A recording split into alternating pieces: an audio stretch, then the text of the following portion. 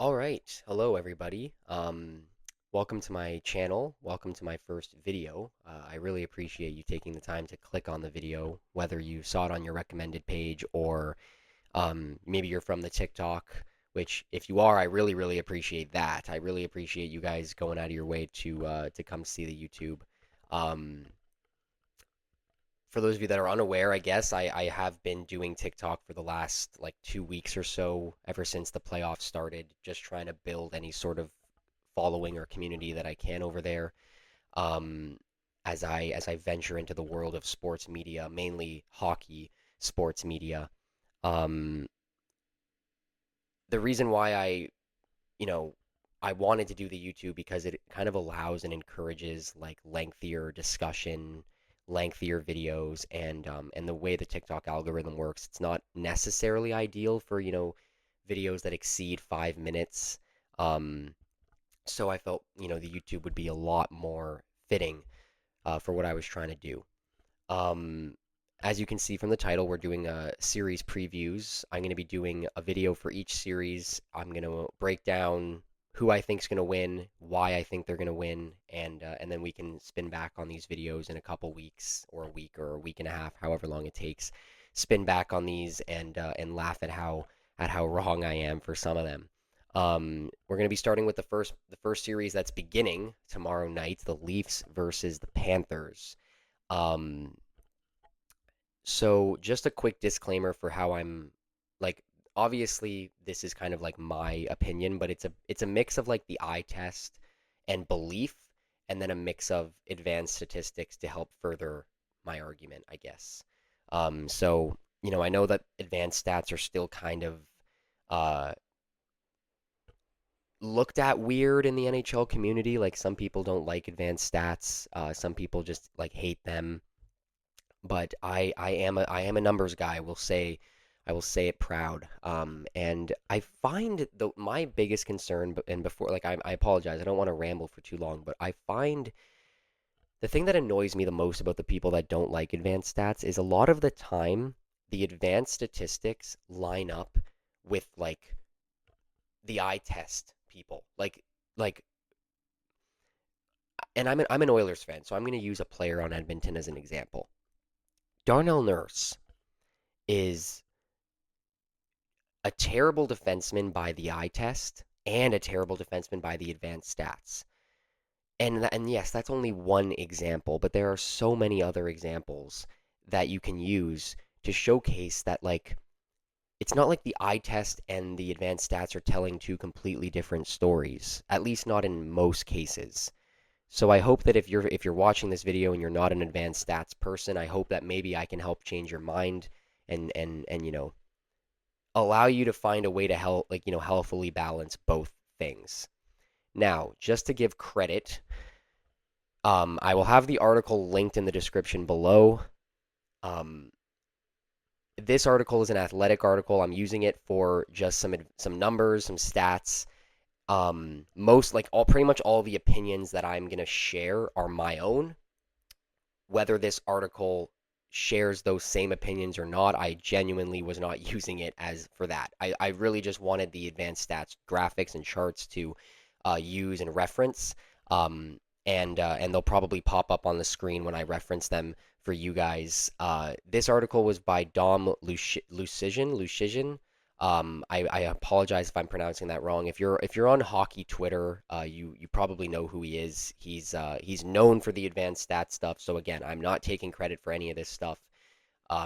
The athletic watermarks and everything would still be on the graphic when I bring it up on the screen, anyways. So it's not like I'm gonna make it seem like I am. And again, it'll be linked in the description. It was a great read, and if you're maybe trying to get into the advanced stats side of hockey more, it's a great place to start.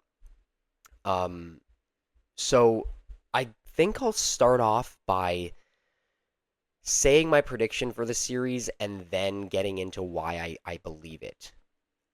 I understand that, you might not want to sit here and watch me blab on about these two teams for however long this video goes for, hopefully not too long. So I'll tell you guys what I think is going to happen first, and then I'll get into the details for those of you that are interested in those. My prediction for this 2023 rematch between the Florida Panthers and the Toronto Maple Leafs, I am going Panthers in 6 games. That is my final prediction, set in stone. Um, I feel like it's going to be a close series. I do not think that we are going to be looking at like a blowout series like 2023 was. I do think that the Leafs are going to put up much more of a fight this time around. Um, I think that this team, the Leafs team, has been um, tweaked. It's been oh man, what's the word? Like a lot of changes have been made with this Leafs group since the 2023 series, and I think a lot of them for the better. And I think that's going to help them out in the long run in this series. But the same can kind of be said for the Florida Panthers. And we're obviously talking about the defending Stanley Cup champions right now. So it's kind of hard to ever bet against them, I think. So the number one storyline, and this will always be the number one storyline when we're talking about the Toronto Maple Leafs in a playoff series, but especially this one, is how effective are Matthews, Marner, Nylander, Tavares, and if you want to throw in Nyes, you can throw in Nyes. How effective are those guys going to be in this series? Because those guys are going to need to be their regular season selves. Like not and they've been and you know what? I'll give them their credit. I think everyone that I just named except Nyes had a terrible game 5 against the Sens, but for the most part they all played pretty good in the first round. For the most part. But they're not dominating games the same way that they dominate games in the regular season. And that's the disparity between the Leafs star players and the star players across the league, whether it's McDavid and Draisaitl or Barkov and friends on the Panthers. There's too many guys to name. So it'll be interesting to see how the Leafs stars do in this series, playing a much tougher team than the Ottawa Senators. And I don't want to. I'm not discrediting the Leafs. That was still a hard fought series, and the Sens still put up a good fight. But the Sens are not the Panthers, and the Panthers are a much scarier team. The Panthers are a team where if you're getting outshot, 30 to 26, 30 to 23, 30 to 20, 35 to 25, like if you're getting outshot by those big numbers against the Panthers, it's going to bite you. It's not the same as playing the Sens where you can kind of get away with it. The Panthers have star players, proven goal scorers, like everything is proven in the postseason. With the Sens, we were waiting to see what they would do with a group that's completely fresh. So it's going to be a much different matchup and a much different experience for the Leafs to deal with. And then on the other end of it, I think one of the biggest things that is going to be a much different change for this Leafs group heading into this series is the goaltending difference. I mean, we're going to be comparing Sergei Bobrovsky, who played phenomenal in the first round against Tampa, to a Linus Ullmark, who played absolutely horrible in the first round and was one of the, I think, top like 4 worst goalies of across the playoffs in that first round. So much different there. Defensively, the Panthers are a better team. Offensively, they're a better team. Like this team is all over the place better than Ottawa was. So it's going to be a much different matchup. But enough talk about Ottawa. Comparing the teams directly, Toronto versus the Panthers. I always, when I go about my series previews in my mind, I like to break it down from each section of the team. Offensively, defensively, and then the goaltending. Starting offensively, we can use advanced stats as well, but we can also just look at it on paper. The Leafs obviously have an amazing core of star players, but it's the playoffs, and you never know if you can really bet on them. And for that reason, and I think depth as well, I'm going to give the offensive edge to the Florida Panthers. I think the Florida Panthers are the better offensive team, all things considered. I think if you ask me to rely on one of their third lines to score, I'm going to take the third line in Florida to score over the third line in Toronto. That's just like the way that I operate. Um, and I know that obviously Austin Matthews is better than a lot of the star players in Florida, but again, it's that proven success. Like the Panthers stars have proven that they are good in the postseason, and the way that they looked in the first round is frightening. Especially like even as I'm not even a Leafs fan, and I'm still scared because the Panthers are just they look like a team that can win the Stanley Cup again this year, and it looks like a lot of teams are going to have a very tough time stopping them. Let me pull up actually really quickly daily face-off just for the line combos. Um, yeah, like the Panthers' third line is Lundell, Luosterainen, and Brad Marchand. I mean, that is absolutely ridiculous.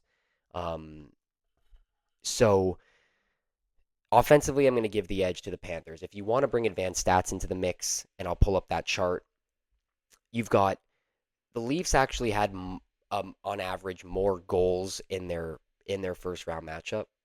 Or actually, I don't know. This chart might be.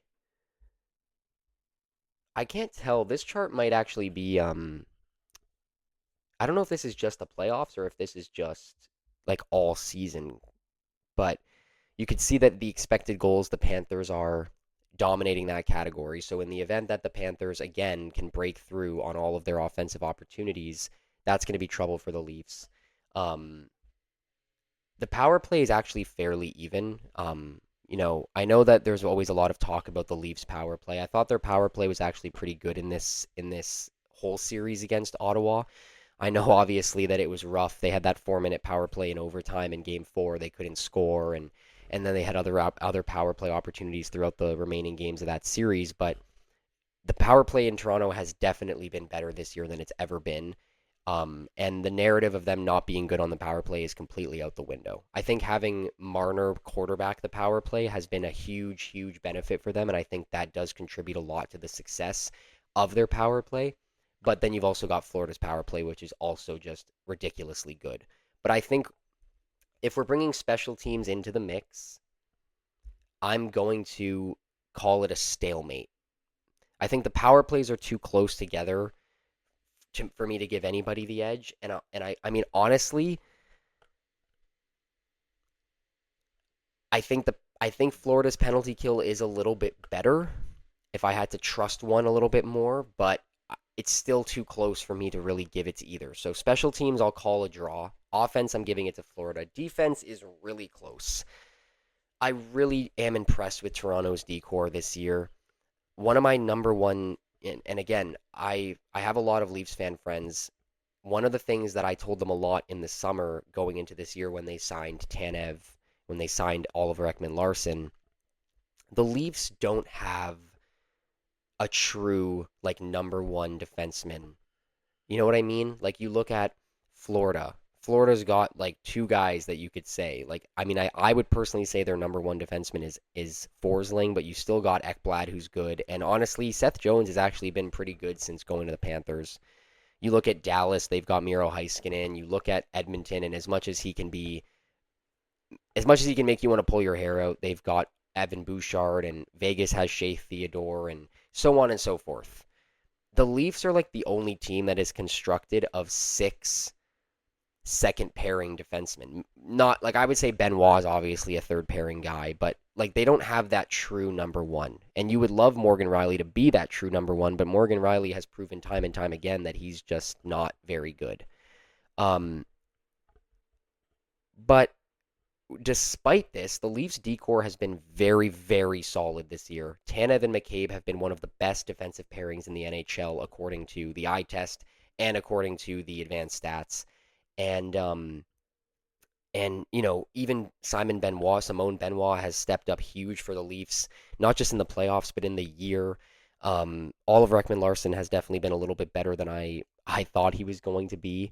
Um, but it's hard to bet against that proven Florida D. I mean, Forsling is one of the best shutdown D men in the league. Ekblad is okay. I do think he's a little bit overrated.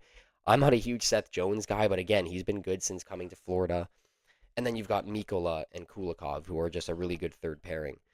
And you know what? Actually, a guy that I should mention. Oh, yeah. Okay, so I guess Mikola and Kulikov, according to Daily Faceoff, they're actually the second pairing now. But Nate Schmidt was a guy that joined the Panthers this year, and he's been really good for them in the playoffs so far. And that's kind of what it takes, right? Like that's what it takes to win Stanley Cups and to be a competitive team is you want those unexpected heroes. You need those guys that you wouldn't expect to show up and make a big impact to do that. And right now, Nate Schmidt has been that guy for the Panthers. Like, I think he had 3 goals in the first round, which is crazy for a defenseman. So it's interesting. It'll be interesting to see for sure. Also, I apologize if there's any background noise. The washing machine's going like right next to me. I have the noise cancellation on the mic, so hopefully it's only picking up my voice, but just in case. Um, so yeah, like I don't know. I think the decors are pretty even. I think if I had to give the edge, I'm gonna give the edge to the Panthers. Very, very slightly though. I don't want to make it seem like it's a blowout. It's not. It really, really is not. Um, one thing I think the Leafs core does really well, the Leafs decor, is block shots. One of the things that I noticed a lot watching the Sens series, every time the Sens shot the puck, there was like 3 Leafs clogging the slot, clogging the net. And that's good. And that's part of the reason why I think that, a lot of the teams that play the Leafs have a higher shot count or more shot control because the Leafs aren't necessarily holding guys out to the perimeter. The shots come in and the Leafs guys get in front of them. Tanev has always been really good at blocking shots. McCabe's good at blocking shots. Like they have the guys that are willing to buy in and block the shots, and that's good. Now, obviously, there's a little bit more to playing defense than just blocking shots, but they do a really good job of that when that's their plan. Um, so it'll be interesting to see how Florida works against that sort of strategy. It'll also be interesting to see if the Leafs continue to utilize that against the Panthers. Maybe that was a thing that Craig Berube wanted to use against the Sens, and maybe he has a different plan in mind for dealing with the Panthers team. Now, the number one thing that I want to focus in on, and I think the thing that would scare me the most if I was a Leafs fan, is Alexander Barkov. Barkov is a Selke nominee this year. He's won the trophy before. He could very well win it again this year. In my opinion, Barkov is the best two-way centerman, two-way forward in hockey at the moment. I watched him do a pretty damn good job of shutting down Connor McDavid and Leon Draisaitl in the finals last year. And there hasn't really been a lot of people that have been able to do that before. And with all due respect, Matthews and Marner and those guys, they're not McDavid and Draisaitl in the playoffs at all. I don't really think Barkov's going to have too difficult of a time shutting them down again. He did it in 2023. I wouldn't be surprised if he does it again. He did an amazing job of shutting down Kucherov and Point in Tampa. So that's a scary thing. Like when you've got to go out against Barkov every shift, it's not easy. It's not easy to generate offense, it's not easy to score goals. So if Barkov is able to keep up that level of play, it's going to make life on earth hell for the core group in Toronto. But then looking at the goaltenders, I mean, it's a cool storyline. Anthony Stolarz was on the Panthers last year as the backup when they won the Stanley Cup. Now he's getting the chance to play them. And I do think that is going to motivate him a little bit for sure. I think that Stolarz is going to be motivated to beat his former team. Um, I wouldn't say that there's any like um, animosity. Like I'm pretty sure that the Panthers didn't like kick the guy out. I think that they acknowledged that he could get a payday somewhere else, and he also acknowledged that, and so he decided to take that. And that's you know what, man, you won your Stanley Cup, you go do that. If you want more money, and we can't provide you, go for it. Like they didn't kick him out and say we're not bringing you back. So I don't think there's going to be that sort of animosity, but regardless, there is still that motivation to beat your former team, and I think that could be huge for the Leafs. But at the end of the day, I mean, I'm not going to bet against Sergei Bobrovsky. So I think that the Panthers still win the goaltending matchup. But I think Stolarz gives the Leafs really, really steady, solid goaltending behind them. And he's the type of goalie that if you make a mistake here and there, he can bail you out, and that's huge.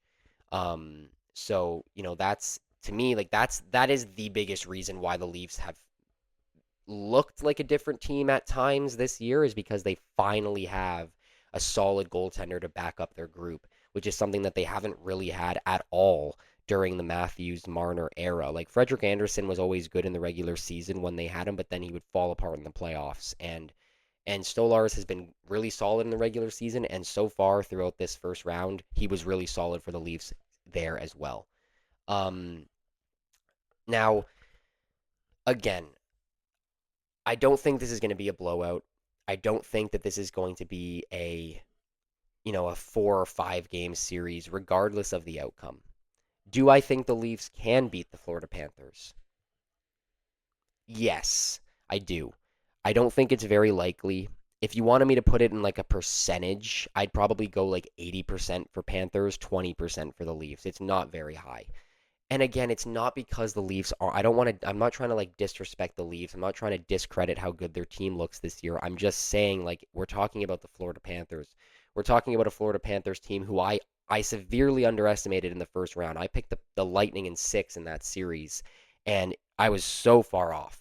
Like, I've already completely disrespected Florida, and I'm not going to do it 2 times in a row. Um, so I do think that the Panthers are going to win this one in 6 games. What I will say before anything is if the Toronto Maple Leafs at any point in this series are up 3-2, if they actually have a chance to win this series in 6 games, they need to do it. You have to have that killer instinct in a game 6. I don't think the Leafs are going to have like a 3-1 opportunity. I don't think the Leafs are going to have a 5 game series win opportunity. It's possible, but regardless, my point is if you have a chance to close this series out against the Panthers, you need to do it. I do not like the Leafs' odds to win this series in 7 games. We're having a completely different conversation. If the Leafs and Sens somehow got to game 7, I would have bet on the Sens to win because it's game 7 with the Leafs, we all know. But I still think the Leafs actually would have won. I don't feel the same way about a game 7 against the Panthers. Not at all. So that's what I'll say. If the Leafs are going to win this series, I think it's going to be in 6 games. But I think the Panthers can win it in 6 or 7. So that's kind of where my head is at the moment. So Panthers in 6.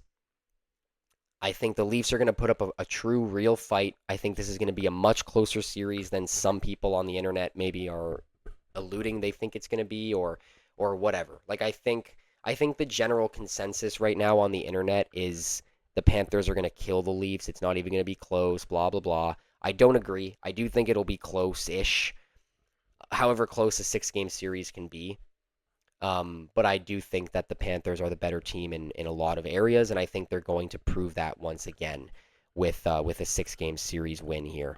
Um, so yeah, I think that'll do it. I don't really have too much else to talk about. I also don't want to keep you guys here forever. Um, Please leave any feedback in the comments. Let me know what your guys' thoughts were on this whole like setup, this whole thing. Again, this is all very experimental. Everything is subject to change. Um, I'm hoping that you guys enjoyed this. I would love to keep going and doing these videos. And yeah, keep your eyes peeled on the channel for the next few days. I'm going to continue to do the series previews as we go along in the week. I believe the Hurricanes and Caps start on Tuesday. Oilers and Vegas start on Tuesday, and then I guess obviously we're still waiting to see who plays Dallas. Um, but yeah, just I appreciate you guys watching, clicking on the video. It means a lot. Um, if you liked it, please like the video. Like I said, leave any feedback in the comments, but also let me know your predictions for this series in the comments. And if you guys are so kind as to subscribe, I would absolutely love that. It's not needed, but it is appreciated. And I'll catch you guys in the next one.